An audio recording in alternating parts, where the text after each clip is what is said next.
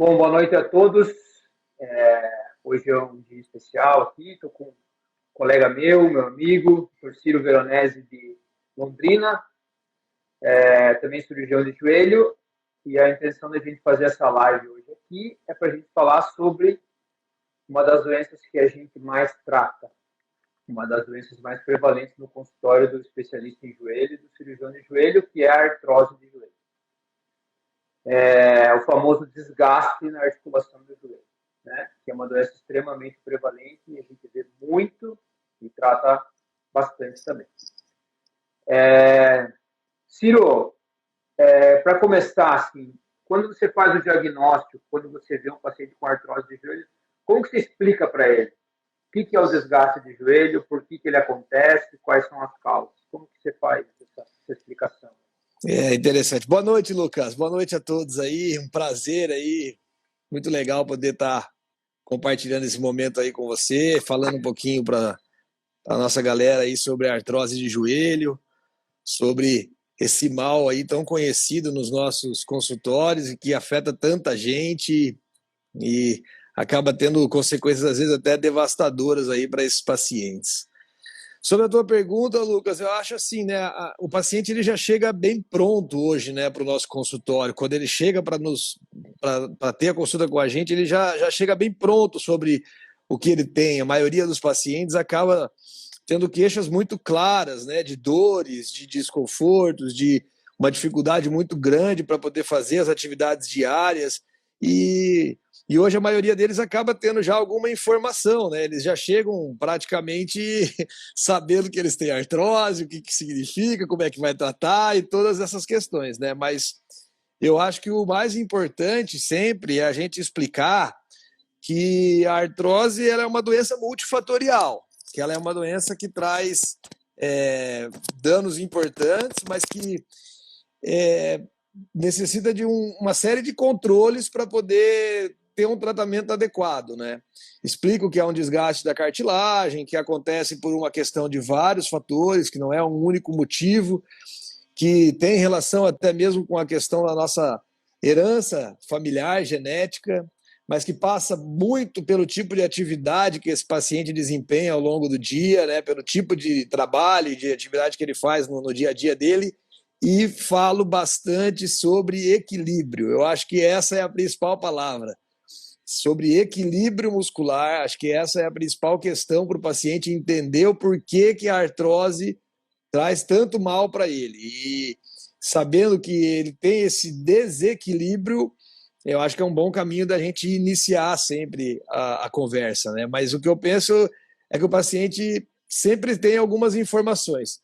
Vez ou outra são informações verdadeiras, outras nem tanto, né? O Dr. Google é um doutor perigoso. Às vezes ele já chega com diagnósticos errados, com tratamentos mal feitos, mas eu sempre busco conversar bastante aí sobre as questões que a gente pode mudar, porque herança familiar não tem jeito, meu amigo. A gente nasceu daquele jeito e vai ganhar essa herança, então não tem como a gente modificar.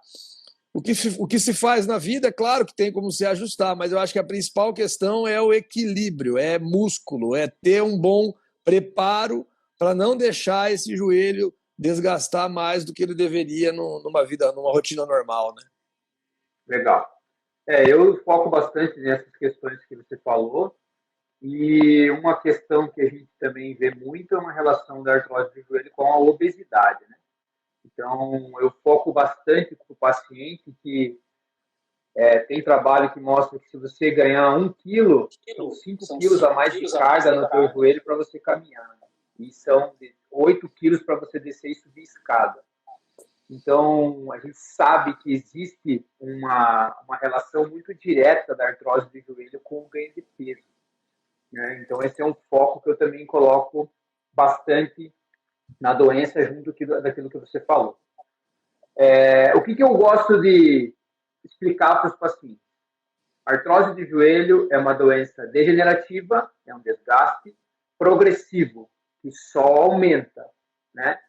Nós temos algumas medidas, hoje em dia, que a gente faz, a gente vai discutir nessa live aí, que são medidas que tentam parar esse processo ou fazer com que esse processo ocorra de uma maneira mais devagar, que não vá tão rápido. Que tem pacientes que muitas vezes têm uma artrose que tem uma evolução muito rápida. Então, eu sempre explico que a artrose vai do grau 1 ao grau 5. Eu tento colocar aonde o paciente se encontra e o que a gente pode fazer dentro daquela classificação de artrose que a gente tem. Não sei se você faz mais ou menos assim, mas é o jeito que eu acho que é a maneira mais simples do paciente explicar, entender aonde que ele está e para onde que ele vai. Né? Que a gente não sabe quando que ele vai, mas a história é mais ou menos essa. Eu concordo, eu acho que eu acabo fazendo isso também, mas um pouquinho diferente, porque acaba sendo na hora que a gente vai fazer as opções de tratamento, vamos dizer assim. Eu não chego a falar tanto sobre qual classificação aquele paciente se encontra, porque eu falo muito e, infelizmente, né, a gente tem visto cada vez mais que alguns casos, né, Lucas, você também com certeza, a gente acaba pegando pacientes com muito desgaste para pouca idade, né? Principalmente aqueles pacientes com lesões ligamentares.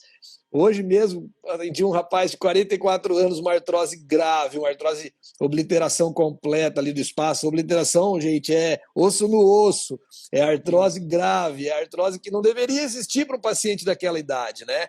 Mas por que aconteceu?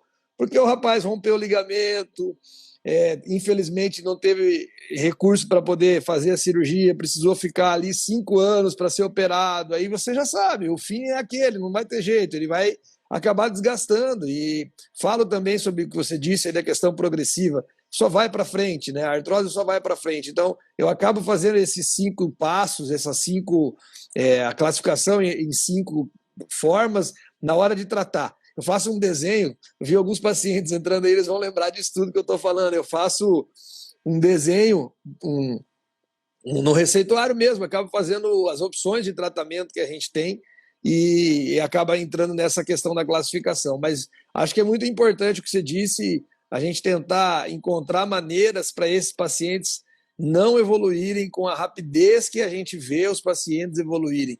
Então, só voltando um pouquinho no que eu acabei de te dizer, essa parte das lesões ligamentares é algo que deixa, né, o cirurgião de joelho muito, muito triste, porque é uma coisa que era evitável, né?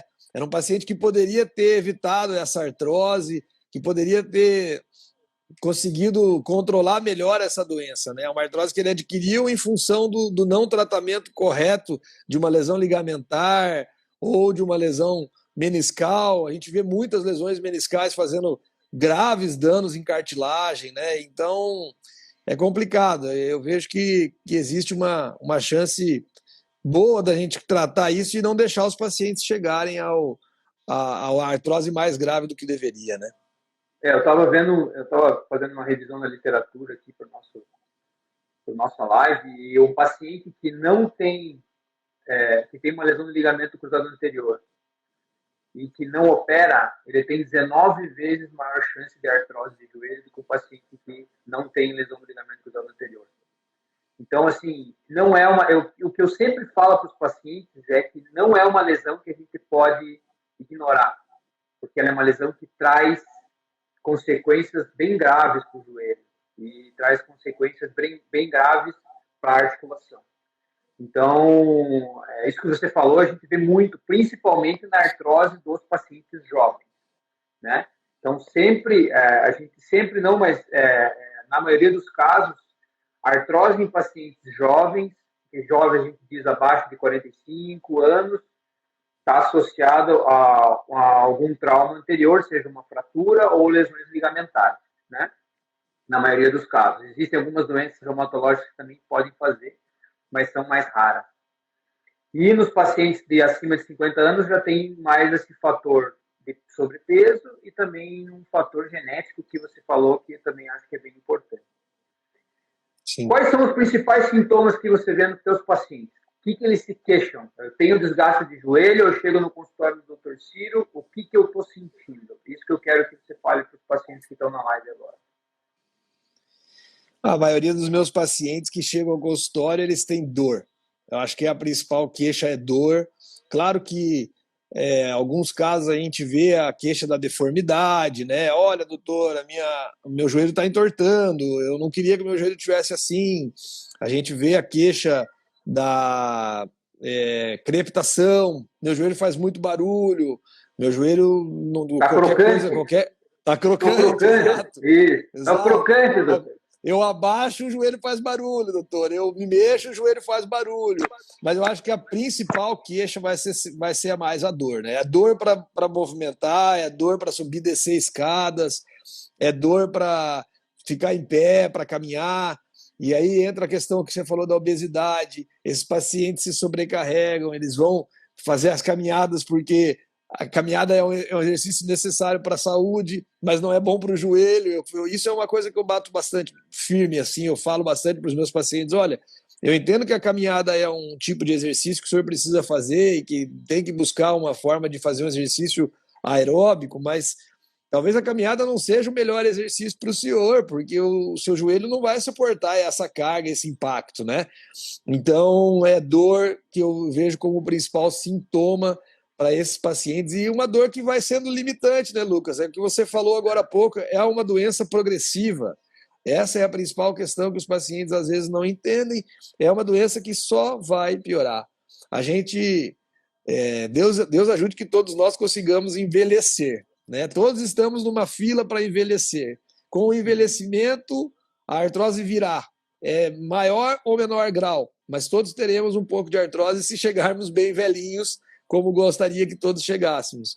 E se a gente não se cuidar, se a gente não tiver um bom preparo, as coisas só vão piorar. Então a dor é progressiva. Os pacientes dizem, eu tinha uma dor há um ano atrás, há 2 anos atrás, isso só piorou, só me dificultou mais. E aí as coisas vão ficando muito limitantes. Os pacientes têm uma limitação muito grande para as atividades normais, essas limitações se tornam progressivas e cada vez mais difíceis para fazer as atividades diárias. O paciente não consegue ficar em pé. E isso é uma questão importante que a gente vai falar mais tarde aqui na nossa live sobre os tratamentos, né? Conforme a evolução vai chegando, a gente vai guiando o tratamento para um lado ou para outro. Mas eu vejo que dor e limitação para as atividades são os principais sintomas. Volta e meia surge um joelho crocante ou uma deformidade, porque são consequências de quem vai ter desgaste e de quem vai progredir na doença, né? Mas eu vejo que a dor é a principal questão. Eu acho que a gente pode citar a dor, que você falou, e tem paciente que às vezes confunde com desconforto, a gente vai colocar tudo no mesmo pacote. Dor, Sim. o joelho pode inchar, às vezes tem pacientes que vêm com um episódio de sinovite grande, que a gente chama a inflamação da junta, é a sinovite. Então, o paciente vem com o joelho bem inchado, não sabe o que está acontecendo, pode ser um quadro de uma artrose que tem um quadro de inflamação aguda, né? A dificuldade de esticar o joelho, então o joelho tem que ficar reto, às vezes o paciente começa a dobrar o joelho e tem dificuldade para esticar, esse é um sinal de artrose. Isso que você falou da deformidade, o joelho vai ficando cambaia, o paciente parece um alicate, às vezes para dentro, ou vai abrindo o joelho para fora, né? A crepitação a gente vê bastante, que é um barulho que faz no joelho, como se fosse uma areia que você sente no joelho, você põe a mão em cima e você sente essa areia mexendo, assim. Então, esses são sinais de lesão na cartilagem e de inflamação na articulação. Então, isso é importante das pessoas que estão vendo a live aí saberem quais são os sintomas de um paciente com artrose do joelho. Isso pode acontecer tanto em pacientes, é mais prevalente nos pacientes acima de 55 anos de idade, mas também pode ter um paciente jovem que teve um problema no joelho e acabou evoluindo com desgaste, que é isso que a gente já conversou. Medidas de prevenção. Eu quero saber de você, assim, o que a gente pode fazer para prevenir um desgaste? Tem como prevenir? Não tem? Eu tenho uma coisa que eu vejo muitos pacientes falarem assim, doutor, mas eu tomei colágeno 5 anos e o meu joelho está com desgaste. É assim, eu pensei que era comprar o colágeno que eu nunca ia ter desgaste. Não sei se você vê isso também. Como que você conversa com o paciente sobre esse tipo de caso? Assim? Como é que você conversa isso daí? Vejo isso com certeza, com certeza. Ou o colágeno, ou a glicosamina e a condroitina, enfim, hoje nós temos aí várias opções, né, do tratamento medicamentoso, da opção de tentar proteger cartilagem, né? Condroprotetores, protetores de cartilagem. Então eu vejo isso no consultório com certeza. Olha, mas eu estou tomando isso já há muito tempo. nunca me ajudou, ou não continuo com as dores, não me fez o efeito que eu esperava. Pois é, não é só a medicação. Isso eu falo principalmente para os mais jovens, né? Para os pacientes mais jovens com artrose. Quem dera a gente tivesse uma medicação, uma pílula, alguma coisa que fosse assim, que o ser humano tem essa tendência de buscar algo mais imediatista, né? De buscar algo mais milagroso. Vou tomar um remédio e não vou mais ter artrose, ou vou tomar um remédio e as dores vão melhorar. É difícil. Eu acho que a prevenção, Lucas, entra naquilo que a gente conversou um pouquinho agora no começo sobre as origens dos problemas, né? Quando a gente tem a questão da palavra do desequilíbrio, que vão cansar de ouvir eu falar isso aqui nessa live, mas os meus pacientes também cansam de ouvir. Quando a gente tem um desequilíbrio muscular, eu acho que é onde a gente pode agir na questão da prevenção. É onde a gente consegue ter uma chance de preservar o joelho a ponto de não deixá-lo desgastar mais. E isso está nos meus primeiros itens, está lá no topo da minha folha. Aquele desenho que eu falei para você que eu faço está lá no topo. Alongamento e fortalecimento muscular salva joelhos. Joelhos equilibrados são joelhos que se preservam. Joelhos que não têm um músculo bom, que não têm um bom alongamento e que não têm um bom fortalecimento muscular, são joelhos que estão sobrecarregados e que têm uma chance maior de desenvolver artrose. Eu acho que o maior problema também é a gente vê muitos pacientes com dores que vão buscar o nosso consultório já num momento tardio, né? A maioria das vezes eles não estão, quando o começo do desgaste é um pouco assintomático, muitas vezes, né? É bem assintomático, e muitas vezes, muitos pacientes são assintomáticos, então eles não conseguem entender que o joelho já está desgastando porque eles não têm sinais, eles não têm as dores sempre, eles não têm o derrame, o inchaço, né? Sempre. Então isso é um problema, mas joelho bem equilibrado, um bom alongamento, um bom fortalecimento muscular, e isso é atividade física, isso é uma fisioterapia, é um pilates, é uma hidro, é uma academia bem realizada, aulas mais voltadas para alongamento, até alguns funcionais, é ter músculos bons. Eu acho que essa é a principal prevenção. O uso de medicações protetoras de cartilagem. Gosto, estão no meu arsenal terapêutico, utilizo, mas não com uma frequência que vejo aí no nosso meio, no meio da ortopedia. Acho até que sou um médico que não utiliza tanto condroprotetores como vejo no nosso meio, porque os pacientes já chegam com algum tipo de tratamento realizado muitas vezes. E em alguns casos já chegaram com essas medicações já utilizadas. E eu acho que jovem não é que não tenha indicação, não vejo assim, não, Lucas. Alguns jovens, claro que tem indicação, mas eu acho que para o jovem é mudança de hábito. Se o jovem não tiver uma mudança de hábito, não adianta ele tomar o colágeno.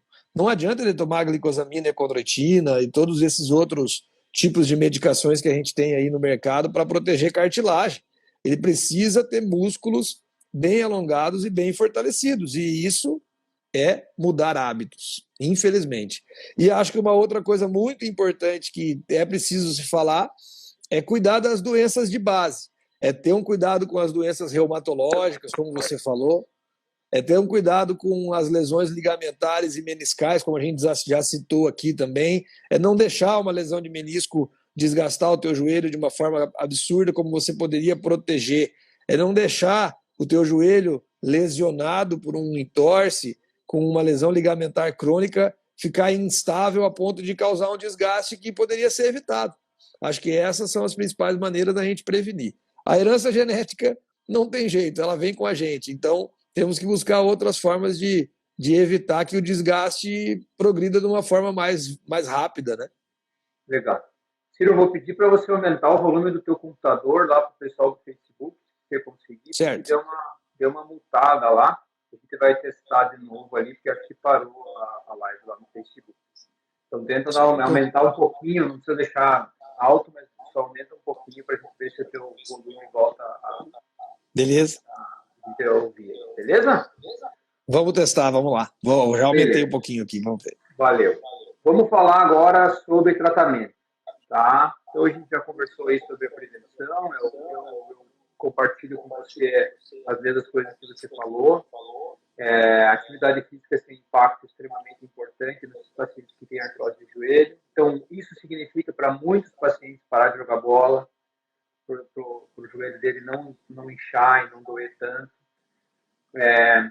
Para muitos pacientes parar de fazer atividades que tenham maior impacto mesmo. E começar a fazer atividades na água, com menos impacto, bicicleta, hidroginástica, outras atividades que são interessantes para quem tem artrose de joelho, né? E controle do peso, que é algo que tem uma influência muito grande, a gente bate bastante nisso, e outros fatores também associados de desgaste de joelho e evitar que essas lesões de joelho possam progredir, porque muitas delas podem virar um desgaste. Falando sobre tratamento, Círio, vamos dividir entre tratamento sem cirurgia e com cirurgia para depois a coisa ficar mais clara para os pacientes. Tratamento sem cirurgia, como que você pensa, quais são as medidas que você gosta, que você não gosta? Queria que você falasse um pouco sobre isso. Certo. Já falei até um pouquinho, porque querendo ou não, a prevenção acaba agindo no tratamento inicial. Eu coloco essas opções de tratamento num papel bem desenhadinho mesmo para os meus pacientes da artrose, e na primeira e na segunda linha nós estamos falando do que a gente acabou de conversar sobre prevenção, porque as coisas acabam se confluindo, né? O paciente que chega no consultório pela primeira vez, Lucas, é muito raro eu indicar alguma coisa cirúrgica de cara, meu amigo. De verdade, eu não costumo falar para o paciente que ele precisa ser operado num primeiro momento, num primeiro atendimento, mas é porque eu entendo que a gente precisa se conhecer. Até brinco, né? A gente não pode casar, quer dizer, algumas pessoas até casam no primeiro encontro, mas a gente não deve, né? Deve ter se conhecer melhor, deve levar ao cinema, né? Deve ter uma série de passos. E eu acho que o tratamento da artrose passa por isso. Se você não tiver algumas etapas no tratamento, você pode levar esse paciente a uma questão cirúrgica, não é que desnecessária, mas talvez um pouco precoce demais. Então eu concordo com você, eu acho que tem que pensar em medidas não cirúrgicas iniciais. Fisioterapia, hidroterapia, pilates, própria academia para quem tem artrose leve, quem está com uma dor que consiga fazer isso, é uma forma de tratar quem tem artrose. Eu entendo que isso faz parte de conseguir buscar o equilíbrio muscular entre o alongamento e o fortalecimento. Medidas de proteção de cartilagem fazem parte, sim, e aí por isso que as medicações estão dentro das minhas armas. E ainda antes da questão cirúrgica, tá também nesse meu desenho, existem as possibilidades de viscosuplementação. As infiltrações com ácido hialurônico. Confesso que não sou muito fã de infiltrações com corticoide.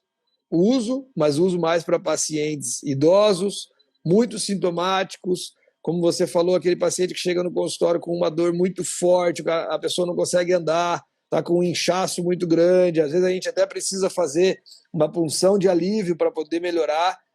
Esses pacientes eu acho que o uso do corticoide ajuda mais, mas não costumo usar corticoide de rotina dentro das opções de tratamento. Uma questão muito individual minha, acho que vai fazer muito mascarar alguns sintomas e não vai trazer tanto o resultado para a progressão da doença que a gente espera.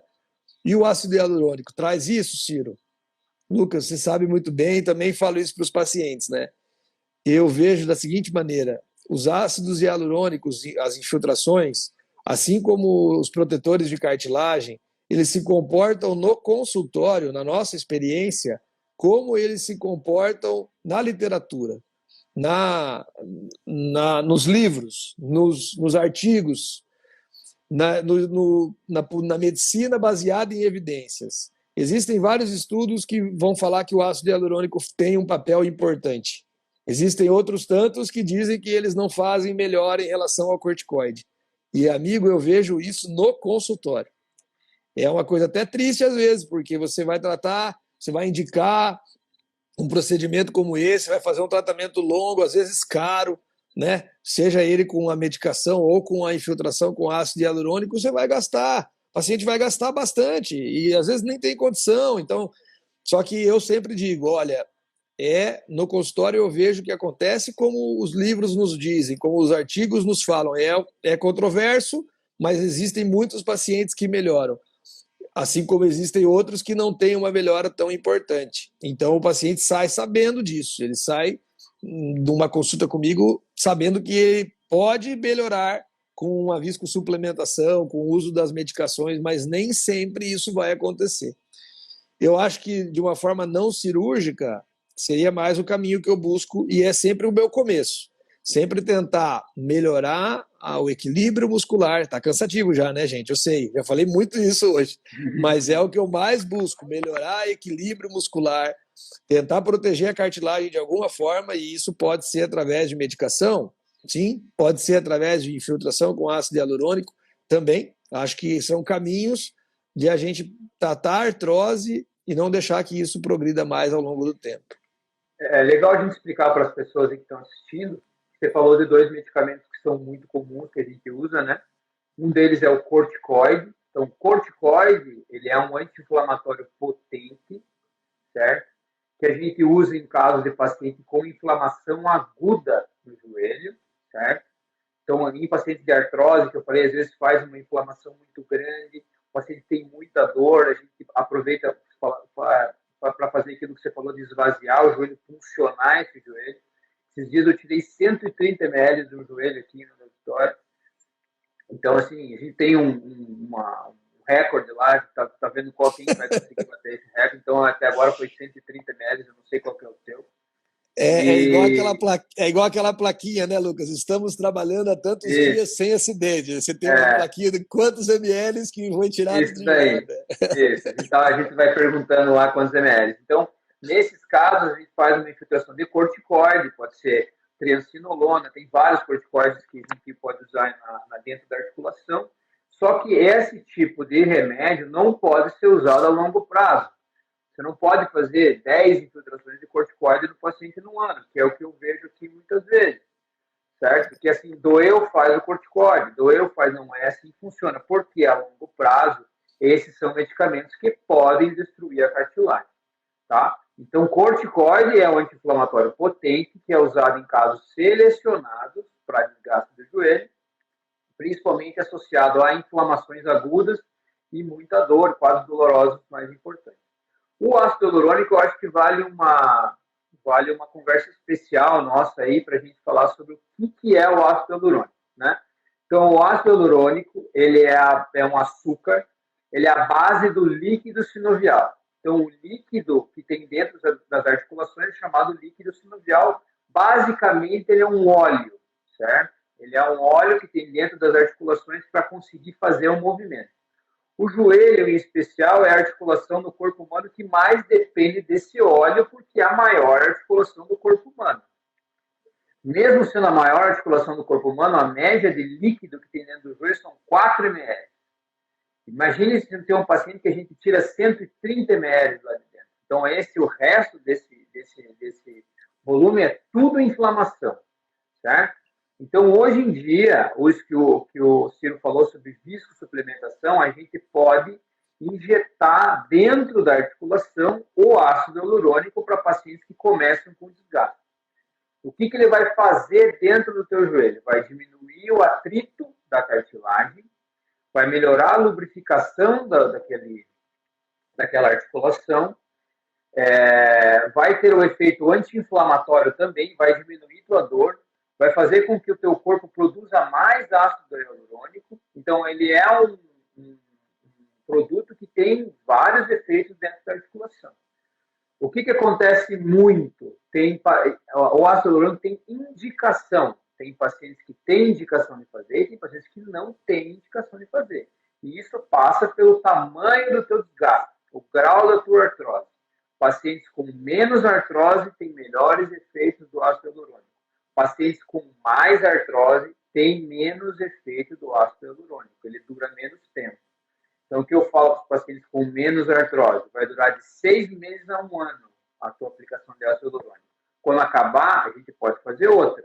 Geralmente, a primeira aplicação é a melhor. Pelo menos na minha prática, eu vejo que a primeira aplicação é a melhor. Mas eu tenho paciente que vem uma vez por ano fazer a aplicação e a artrose vem se mantendo mais estagnada. Então, você tem um desgaste que vai do grau 1 ao grau 5. Tem trabalhos que mostram que o ácido hialurônico consegue estacionar um pouco esse desgaste e ele ir mais devagar, evitar que o paciente vá para o tratamento cirúrgico, e tem outros trabalhos que não. Então, a gente se baseia nessas informações para oferecer para o paciente algum tipo de tratamento. Isso é uma suplementação. Nós estamos suplementando alguma coisa que o teu corpo está faltando. Quando você fala em condoprotetor, eu encaro isso como também uma suplementação.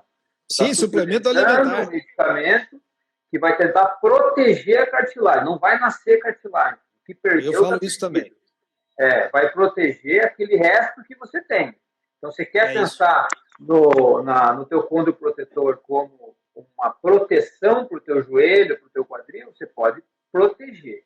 Agora, não é um medicamento que vai fazer nascer cartilagem de novo. Ele pode tentar evitar que esse desgaste ocorra de uma maneira mais rápida. Né?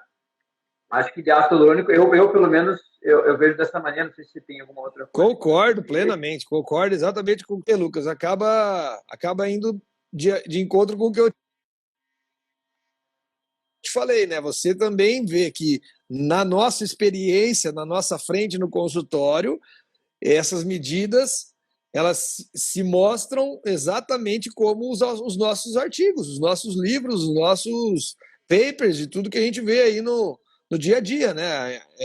Você tem muitos pacientes que melhoram bastante, tem outros pacientes que já não melhoram tanto, que já não tem aquela melhora importante que deveria, e tem a ver com o grau da artrose, como você colocou. Tem pacientes que vão anualmente e fazem o nosso ácido hialurônico e estão bem, a artrose não tem progredido, eles estão clinicamente bem, e claro que não é uma única medida. Eu também coloco, como você, que não é algo que vai trazer cartilagem nova, não é a salvação.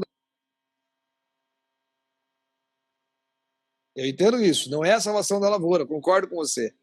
Mas, ao mesmo tempo eu vejo que é uma opção, está dentro das nossas armas de terapia.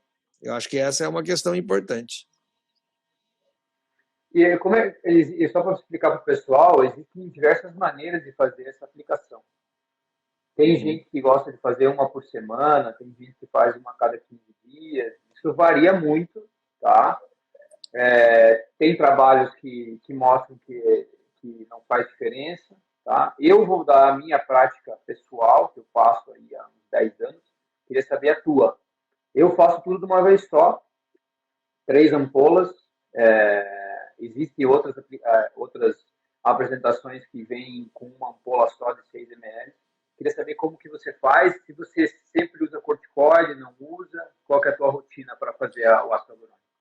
Não costumo usar corticoide de rotina, como eu te falei, eu uso o ácido hialurônico e a maioria das vezes a gente acabou sempre fazendo, a maioria das vezes a gente consegue a aplicação dessa apresentação única, como você falou. Agora está com um pouquinho mais de dificuldade, distribuição, estão aparecendo outras opções comerciais mesmo, né? Existe hoje composições um pouco diferentes, né, Lucas? Acho que isso é uma coisa que foge um pouquinho da parte entra mais numa parte mais objetiva, numa parte mais técnica da história. Também, né? Comercial. Mas normalmente eu faço o de apresentação única, e quando não disponível, quando eu tenho a disponibilidade somente de apresentação menor, daquele de 2 ml, eu faço espaçado. Eu já fiz também algumas vezes como você, numa única aplicação, mas normalmente eu faço com intervalos aí de 7 a 10 dias entre uma aplicação e outra. Não costumo utilizar corticoide, é uma aplicação que, para o público entender, a gente faz em consultório, e tem muito a questão assim de onde se faz. A gente ouve bastante, né? Não, mas eu já fiz outras vezes e foi feito de uma outra maneira. Eu fiz com o joelho dobrado e eu estava sentado. Gente, isso é técnica de cada médico. Não quer dizer que porque um médico fez de um jeito, o outro fez de outro, as coisas vão dar errado ou vão ser diferentes. Os cirurgiões de joelho vão infiltrar o ácido hialurônico dentro da tua articulação do joelho. Assim como o Lucas disse, a facilidade do joelho ser a maior articulação é que sobra espaço. Então, cada médico vai buscar um jeito, mas é muito difícil de não ser infiltrado intraarticular. Então, pode ser feito sentado com o joelho dobrado, pode ser feito deitado com o joelho estendido, logo acima, ali na parte mais acima e lateral da patela. Eu, particularmente, faço no portal lateral da artroscopia. Então, joelho dobrado e busco o portal lateral da artroscopia. Para explicar melhor, é um lugarzinho que a gente chama de soft point, é um lugarzinho que fica mais fácil das coisas entrarem mais tranquilas e eu não afetar nada. No começo da carreira, já confesso que já tive casos de dor na hora da aplicação, porque volta e meia um joelho mais artrósico, já aconteceu comigo na minha vida de fazer uma infiltração que doeu muito porque ficou muito próxima, muito justa ósseo ou justa osteófito, que seja, né? Mas uma articulação mais fechada, às vezes, traz um pouquinho mais de dificuldade. Então, não muda, para o povo entender, não muda o jeito, a maneira que o médico busca para fazer essa aplicação. Mas eu costumo fazer espaçada quando são 3, uma a cada 10 dias é a técnica que eu costumo utilizar. Legal. Vou falar para o pessoal, se tiverem dúvidas, mandar aí no chat para a gente. E também, se tiverem alguma sugestão de lives que alguém queira que a gente fale para frente aí, podemos chamar o Ciro de novo. Isso é bem tranquilo para a gente ir conversando sobre temas aí de ortopedia, cirurgia do joelho, traumatologia esportiva também. O Ciro está bem envolvido com futebol também, aí, que são atividades que a gente também gosta bastante. Eu faço os 3 de uma vez só, como eu te falei. A maioria dos casos eu até aplico corticoide junto. Eu faço o paciente deitado com o joelho dobrado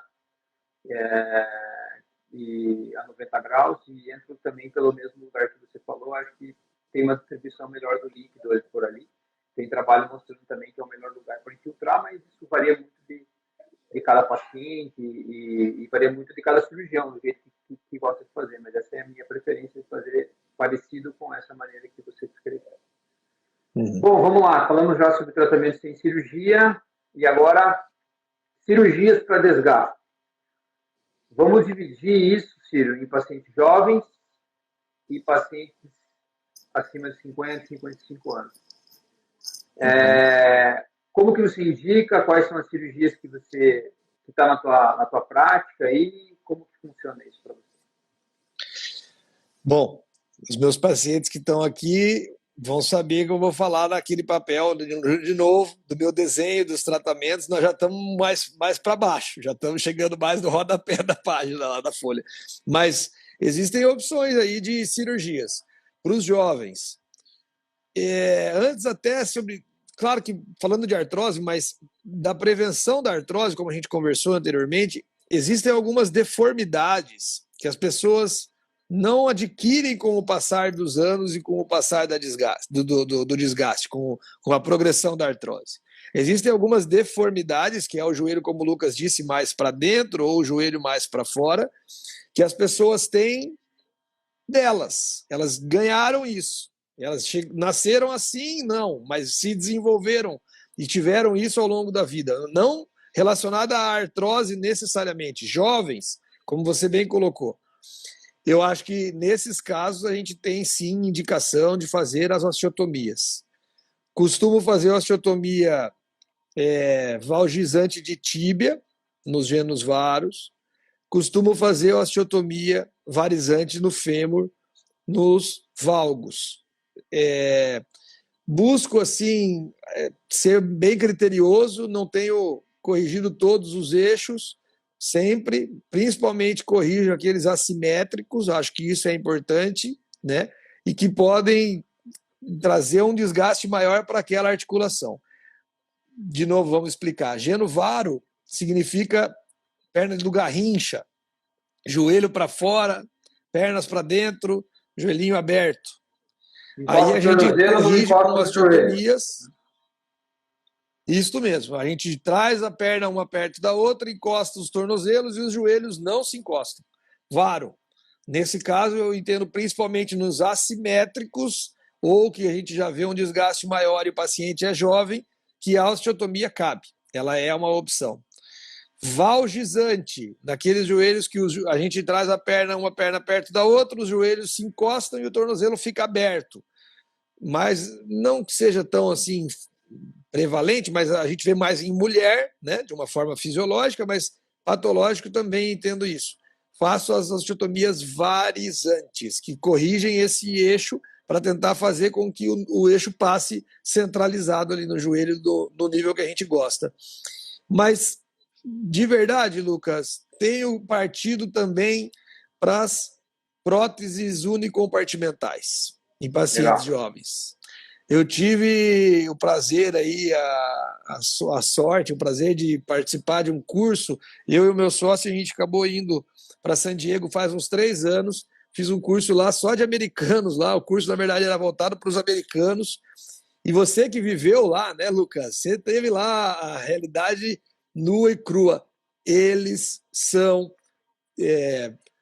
realizadores de próteses. É impressionante como os americanos gostam de próteses. São protéticos, são substituidores dos joelhos, né? Eles substituem muito. E eu tenho gostado bastante do resultado da prótese unicompartimental para os joelhos varo, para os joelhos com artrose femorotibial medial. Esse curso que eu fiz há uns 3, 4 anos, claro, a gente já tinha uma certa rotina, mas era algo mais distante da nossa realidade do dia a dia. E aí isso tem cada vez mais sido frequente, tem utilizado a prótese unicompartimental como uma opção para pacientes jovens com artrose até às vezes acentuada, mas do compartimento medial, óbvio, né, que aquela artrose tricompartimental não cabe. Mas notei lá e aprendi, enfim, estudei com eles e vi que eles gostam dessa prótese. Eles fazem isso em joelhos que têm um pouquinho de artrose lateral, artrose femoropatelar, não limita o pessoal. É uma cirurgia que lá, diferente do que eu tenho conseguido realizar hoje, um dia vou conseguir, Lucas, mas os caras eles fazem num nível ambulatorial, sabe? Eles operam com anestesia geral, né? Fazem bloqueio, não fazem anestesia tipo hack, e o paciente caminha dentro da sala de recuperação com o seu médico e recebe alta no dia seguinte, alguns pacientes no mesmo dia. Eu não acreditava. Quando o médico lá, o cara que estava dando o curso estava falando, eu não conseguia acreditar. E ele pegava os pacientes pela mão, Lucas, e levava. Então, eu achei que foi uma coisa que me trouxe bons resultados aqui na minha rotina. Tenho utilizado a prótese unicompartimental como uma das formas de tratamento para pacientes jovens. Mas, claro, aqueles pacientes com um eixo muito, muito deformado, precisamos mexer com a osteotomia, né? Eu acho que é uma possibilidade, faz parte, está dentro do nosso arsenal terapêutico da parte cirúrgica para os pacientes jovens. E, como a gente já fala para os pacientes, por que buscar opções que não a prótese, né? A prótese total. Porque a prótese tem a sua durabilidade, ela tem a vida útil dela. Então, esse paciente que eu citei no começo da live mesmo, de 44 anos, é difícil de tratar. Eu falo para eles, infelizmente, alguns pacientes se enquadram num grupo de tratamento difícil, porque são pacientes com muita artrose e com pouca idade. Então, a prótese total ela não entra como uma das opções para mim, nesses pacientes jovens. Raramente faço próteses antes dos 55, 60 anos, como você falou. Eu busco até levar para os 65, se eu conseguir, porque eu acho que vai ter um resultado melhor, vai ter um prognóstico melhor, uma dificuldade menor assim, em relação às revisões, né? Porque, como cirurgião de joelho, você já está cansado de saber que revisão, né, Lucas? É aquela coisa que deixa a gente mais careca, que deixa a gente sem dormir. Então, a gente tenta evitar as revisões. E, para isso, eu tenho buscado jogar a prótese total um pouco mais para frente. E os jovens, osteotomias e próteses unicompartimentais. E uma última coisa, só para deixar você falar também, que eu quero saber da tua experiência e da tua rotina, é assim, a artroscopia, Lucas, ela está antes da prótese para mim como uma opção de tratamento cirúrgico para artrose. E eu estou dizendo assim, uso a artroscopia e falo para os pacientes isso. Eu vejo que alguns pacientes evoluem muito bem com uma artroscopia para limpeza articular. É importante saber o caráter do procedimento. Eu não estou dizendo aqui que eu vou fazer uma artroscopia, que esse paciente vai voltar à vida que ele tinha antes com uma cirurgia simples, pequena, por vídeo, e que tudo vai ficar legal e normal. Não, não é isso. Mas eu entendo que existe sim uma possibilidade, que ela tem um espaço em alguns pacientes, em algum grupo de pacientes, ela tem um espaço. Não no osso com osso, não na artrose grave, não no grau 5, mas em alguns pacientes muito sintomáticos e com uma artrose já moderada, eu acho que a artroscopia está, sim, dentro das opções de tratamento cirúrgico iniciais. Para fazer uma limpeza articular, para tirar um pedaço de cartilagem que fica navegando por ali, que trava aquele joelho, para reparar alguma maceração meniscal, algum flap, que desculpa, gente, mas maceração meniscal, a lesão meniscal é pedaço do menisco que às vezes entra dentro da cartilagem. E a comparação é um pouco mal feita, mas é um pedaço da palmilha do sapato que dobrou dentro do sapato e que você está pisando com a palmilha dobrada e não tem como tirar o sapato. Então eu entendo que a artroscopia ela serve para poder fazer uma regularização desses flaps, dessas lesões meniscais e retiradas de corpos livres. E olha, vejo assim com bons olhos em alguns casos, acho que os pacientes melhoram e posterga a prótese, joga a prótese mais para frente. Claro, aí nós estamos falando mais de pacientes um pouco mais aquele meio termo, né? Não os tão idosos, nem os tão jovens, mas que existe sim um espaço dentro das nossas armas de terapia. Legal. Vamos falar algumas coisas que você falou aí, que acho que para deixar bem explicado, e a minha linha é mais ou menos igual à tua. A Andrea mandou, eu gostaria que falasse um pouco da osteotomia de tíbia. Acho que a gente fizemos uma osteotomia no marido dela, eu acho, ou no filho, semana passada. A osteotomia de tíbia que a gente faz, basicamente, o que acontece é assim, o joelho, que nem o Ciro citou, tem 3 compartimentos. O compartimento de dentro, o compartimento de fora e o compartimento da patela. Quando a gente faz uma osteotomia de tíbia, o paciente tem um compartimento de dentro do joelho, medial, que a gente chama, que está em destruição. Então, esse compartimento está ruim, mas o compartimento de fora está bom. Então, a gente vai jogar a carga do compartimento ruim para o compartimento bom. É isso que a gente vai fazer. Então, como se a gente reequilibrasse um carro com o pneu careca. Ele está indo muito para o pneu estragado, a gente vai jogar para o pneu que está um pouco melhor. É mais ou menos isso que funciona a osteotomia. Então, quando o paciente tem o desgaste na parte de dentro do joelho, a gente faz na tíbia e em maneiras gerais, tá? E quando o paciente tem o desgaste na parte de fora do joelho, a gente faz no fêmur. Foi isso que o Ciro explicou. E a gente corrige o cambaia, muita gente tem a perna para dentro ou para fora, e a gente tenta corrigir isso. Eu vou ser sincero, eu gosto até de hipercorrigir um pouquinho os pacientes, deixar eles um pouquinho mais com a perna aberta, porque eu acho que eu gosto desse conceito de jogar o eixo, que a gente chama, né, jogar a carga bem para o compartimento que ainda sobrevive. Né? Não sei se a tua opinião é essa, mas... É a mesma opinião, mas também é a acho. maneira que eu planejo as minhas osteotomias, assim, e é uma cirurgia que eu gosto muito de fazer, eu acho que tem um resultado muito bom, mas é para pacientes jovens, eu faria para paciente abaixo de 45, no máximo 50 anos. Uma coisa importante que você falou, né? Desculpa te interromper, mas uma coisa que você falou no começo, obesidade, né? Tem que tomar um certo cuidado, né? Não é para. O paciente tem que ter o perfil para fazer a osteotomia. Né? Tem, verdade. Então, geralmente, o que eu vejo são esses pacientes que fizeram reconstruções de ligamento cruzado anterior e tiraram o menisco e vem com desgaste em pacientes muito jovens. Essa é a população que eu mais faço osteotomia hoje. Né? São pacientes que já têm uma reconstrução ligamentar e daí vem desgastando, tem 35, 40, 45 anos, tirou o menisco com 20 anos. Né? Menisco é o amortecedor do joelho, para as pessoas saberem em casa. Quando você tira o menisco, você aumenta a chance da cartilagem, aumentar a pressão na cartilagem e evoluir com desgaste. Então, a minha indicação para a osteotomia São esses pacientes jovens tem que ter o perfil da osteotomia, geralmente pacientes mais esportivos, que já passaram por uma reconstrução ligamentar.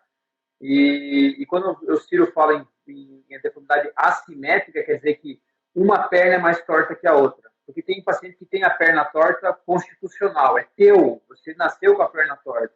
É o tipo da madeira. Então, isso, exatamente. Tem paciente que é perna torta para fora e para dentro. Então, se uma é muito torta ou vai entortando com o tempo, nos pacientes jovens a gente faz essa cirurgia de osteotomia.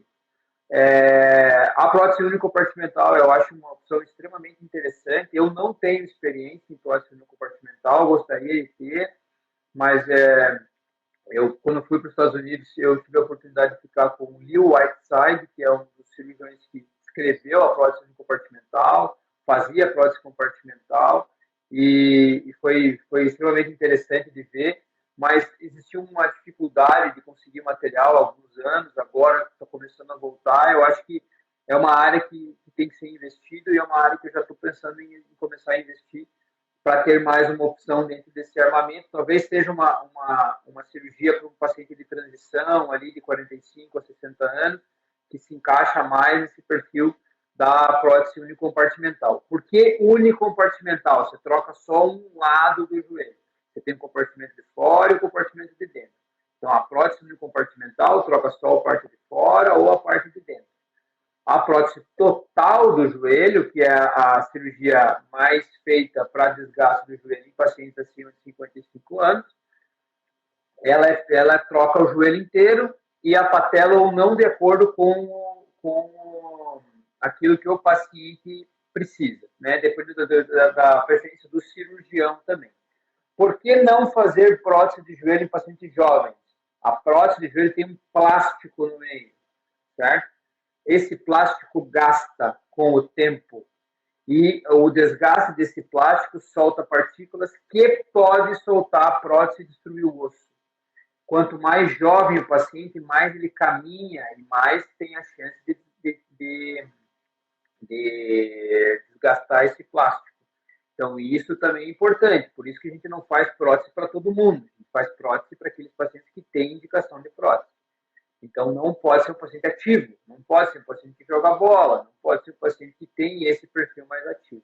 Prótese de joelho é feito com um paciente de um perfil um pouco menos ativo, ou o paciente vai ter que mudar o perfil dele para fazer uma prótese de joelho. Tá? Bom, estamos chegando no final aí, Ciro. Não sei se tem mais alguma coisa que a gente não falou sobre a artrose de joelho que você queria falar, dos seus tratamentos, dos seus pós-operatórios. Fica à vontade aí, cara. Manda abraço. Não, acho que foi bem completa. E acho que quem ficou do começo ao fim aí pôde aprender bastante aí. Se tiver com algum grau de artrose aí, já vai saber mais ou menos aonde se encaixar, né? Mas eu acho assim, foi tudo muito bem do jeito que a gente conversou. A nossa rotina é essa mesmo. Eu acho que uma coisa importante que eu te digo, vou falar bem de verdade para você. Você vai começar a fazer prótese unicompartimental e você vai se apaixonar, rapaz, porque é um negócio muito interessante. Eu tenho visto assim resultados fantásticos. A gente acaba nem corrigindo tanto o eixo, né, Lucas? Porque na verdade até a prótese ela tem uma indicação da gente não corrigir muito a questão do eixo para não sobrecarregar tanto a questão daquele outro compartimento, né?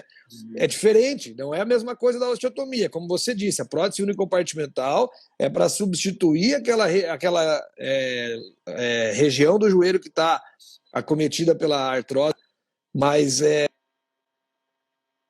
na parte interna do joelho, mas não para corrigir o eixo, né? Como você colocou na osteotomia, é diferente. E a gente até faz uma correção menor para não sobrecarregar. Mas o resultado funcional é maravilhoso. Eu acho que essa é a diferença, sabe? A própria questão, como você colocou, que a gente nem falou tanto, mas a osteotomia ela acaba tendo uma recuperação um pouquinho mais demorada, né? O paciente ele acaba sofrendo um pouco mais na recuperação pós-operatória. E essa facilidade, que claro que eu não sou corajoso igual os americanos, amigo. Eu não coloco o cara assim com 6 horas, 8 horas para andar lá na recuperação pós-anestésica. Vamos devagar. Não estou indo com essa confiança. Mas eu acho que a recuperação vai muito bem. Vai muito bem. E para o pessoal entender o que o Lucas falou da prótese total, né? A gente não faz em paciente tão jovem porque ela desgasta e porque ela começa a se soltar e por uma série de questões. E isso também me traz uma vantagem na prótese unicompartimental quando ela é bem indicada, né, Lucas? Que se você tiver que revisar, você vai revisar para uma prótese total, você não vai revisar para uma revisão de prótese, que é uma cirurgia muito mais agressiva, muito mais que faz perder cabelo, que faz a gente perder o sono. Então, eu acho que essa indicação tem sido cada vez maior na minha rotina e joga a prótese total mais para o lugar que ela deve, que é onde você conversou mesmo, e eu concordo plenamente, era um paciente idoso. E uma coisa que eu falo sobre prótese, eu busco meus pacientes falar para eles que o momento da prótese, a indicação da prótese a gente faz quando a gente vê a radiografia com uma artrose grave. Mas o momento da prótese é o paciente que escolhe, é o paciente que define. Naquele dia que o paciente chega para mim e fala assim, doutor, eu não aguento mais. Tudo que eu já fiz não deu certo. Todas as tentativas de tratamento falharam. Eu não consigo mais andar. Para mim, tá muito difícil eu fazer qualquer tipo de atividades. Aí eu penso na prótese, aí eu falo para o paciente, agora chegou o momento, infelizmente ou felizmente, porque a prótese tem aquele medo de que não vai dar, de que ela tem um monte de coisas, né, que a gente nem falou e nem deve falar mesmo agora, mas ela dá certo. Ela muda a qualidade de vida desse paciente, ele passa a ser um paciente que não conseguia andar para um paciente que tem a qualidade de vida retomada. Então, eu acho que o momento de se fazer a prótese é o paciente que define, e por isso que, como eu te falei aquele dia, não costumo casar no primeiro encontro, não costumo indicar prótese na primeira consulta, no primeiro contato. Eu tento desgastar, vamos dizer, usar todas as armas que eu tenho para depois pensar na prótese. Acho que isso, para finalizar, é o que eu tenho para te contar sobre a minha rotina. Legal. Bom, eu quero agradecer, cara, por você ter disponibilizado esse tempo aí para a gente fazer uma conversa. Imagina, prazer. A gente tem uma amizade aí, já fui para São Paulo, já fomos fazer cursos juntos, já conversamos há muito tempo, fomos colega de residência, né? Então a gente seguiu mais ou menos o mesmo caminho aí com a cirurgia do joelho, né? Tenho admiração pelo teu trabalho, as coisas que você faz aí, e agradeço você ter disponibilizado o tempo para a gente conversar, tomara que a gente faça mais vezes aí. Beleza? Beleza, Lucão, tamo junto, muito obrigado. Eu que te agradeço o convite, me sinto honrado aí, como tudo, reforço tudo que você falou, é tudo verdade e concordo. É uma honra poder dispor desses momentos juntos, né, rapaz? A gente, quando que a gente imaginava lá na época de residência que um dia a gente ia chegar onde a gente chegou? Então, ótimo. O meu sonho é um dia fazer um congresso, pegar só aqueles colegas de residência, assim, todos lá que a gente era menino de tudo, né? E a gente poder fazer um congresso, uma reunião nas nossas cidades. Por que não? Isso vai acontecer. Mas as lives são muito legais, acho que a gente consegue falar bastante assuntos importantes para esses pacientes aí. Muito obrigado, eu te agradeço aí o convite. Valeu, Lucas. Valeu. Um abração. Tchau, tchau. Um abraço, mestre. Um abraço.